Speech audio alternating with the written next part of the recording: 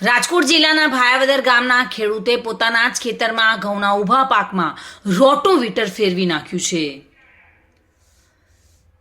ઘઉંમાં લીલી ઈયળના ઉપદ્રવને કારણે ઘઉંનો પાક વૃદ્ધિ કરતો અટકી ગયેલો જોવા મળે છે, જેના કારણે ખેડૂતે પોતાના જ ખેતરમાં રોટોવીટર ફેરવ્યું હતું. ખેડૂતને સારા ભાવ મળવાની આશાએ વાવેતર કર્યું હતું, પરંતુ વાવેતરથી લઈને અત્યાર સુધી એક વીઘા દીઠ અંદાજે 7 થી 8 હજારનો ખર્ચ થાય છે. મોંઘા ભાવના બિયારણ, જંતુનાશક દવા અને મજૂરી ખર્ચ સહિત કુલ 8,000 જેટલો ખર્ચ થાય છે, પરંતુ અસમતુલ વાતાવરણને કારણે ઘઉંના પાકમાં રોગ અને ઈયળોનો ઉપદ્રવ આવી ગયો છે, જેના કારણે ખેડૂતે પોતાના પરસેવાની મહેનત પર રોટોવીટર ફેરવ્યું છે.